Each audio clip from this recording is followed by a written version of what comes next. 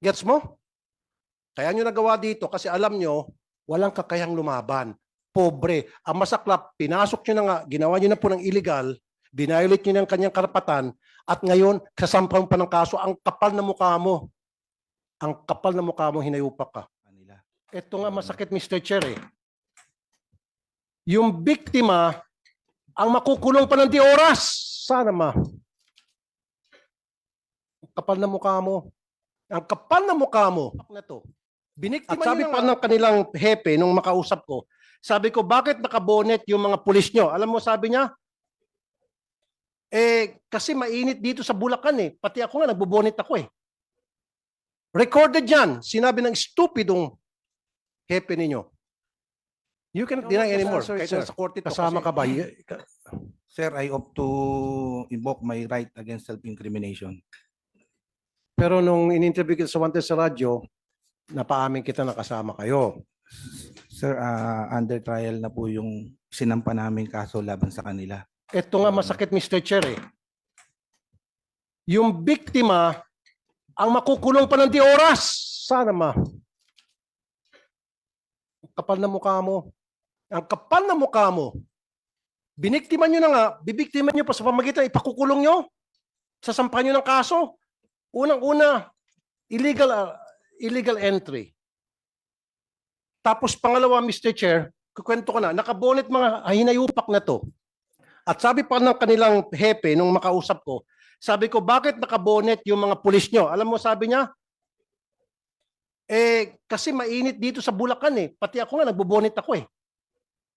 Recorded yan. Sinabi ng stupidong hepe ninyo. You cannot deny anymore. Kahit na nasa korte to kasi recorded yan eh. Kaya ro kayo nakabonet kasi pinapayagan ng hepe ninyo na magbonet kayo sa operation dahil mainit daw. Imagine that kind of excuse, Mr. Chair. Ikaw po, dating Andito PNP hipe? chief. Andito hipe? Oh. Upo Sir, ka. kasama dito, sir, yung honor. Upo ka, upo ka dito. Ito masakit, Mr. Chair eh. Biniktima na nga, nabugbog na nga, nakulong pa, at ipakukulong. Kasi Mr. Chair, sabihin ko yung what transpired after that. So, nagkaroon ng commotion because nabulaga yung may-ari ng bahay. Sino kayo at wala kayong hawak na dokumento and all. At nakabonet kayo. So pumalag, natural Mr. Chair, kahit na ikaw, baka ito akyat bahay.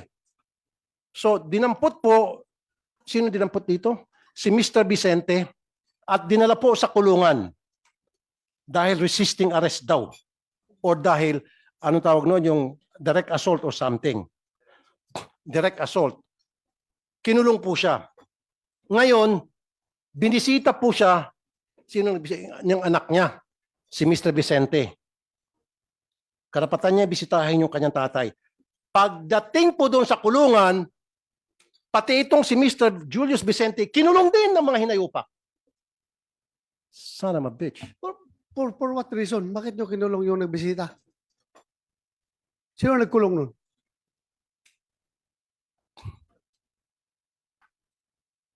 Sino nagkulong? Inaresto po Yung namin bisita. sila at may probable cause po yung pagkaka-aresto namin. Actually po sir, undergoing po yung trial. Lakasan mo boses mo. Huwag kang mahiya kung totoo yung sinasabi mo. Lakasan mo yung sinasabi mo. Your Honor, isang legitimate police operation po yung nangyari. Inaresto po namin sila at ongoing po yung trial para po sa kaso na isinampa namin. How can you say it's a legitimate operation? Number one, you were not wearing proper uniform and you were wearing bonnet. Natural, yung tao na pinasok nyo dahil wrong information binigay sa inyo at wrong house at wala kayong dalang search warrant in the first place, dapat hindi nyo pinasok yon. Illegal entry yon. Number two, wala kayong body camera. Number three, hindi nyo sinabi kung sino ang i-purpose na pagpunta nyo doon. Number four, nanampal kayo. Natural, papalag yung sinampal ninyo. Gawin mo sa bahay ko yan. God forbids. Hindi nyo kayang gawin yan sa mga taong alam nyo papalag at may kakayang pumalag. Ginagawa nyo kasi mga pobre. Gawin nyo kayo sa bahay ni Senator Bato de la Rosa yan. Pasukin yung bahay ni Senator Bato, tapos sabihin nyo, search warrant para kay Juan de la Cruz, baka niratat kayo ni Senator Bato. Gets mo? Kaya nyo nagawa dito kasi alam nyo, walang kakayang lumaban. Pobre. Ang masaklap, pinasok nyo na nga, ginawa nyo na po ng illegal, binayolate nyo ng kanyang karapatan, at ngayon, kasampahan pa ng kaso, ang kapal na mukha mo. Ang kapal na mukha mo, hinayupak ka.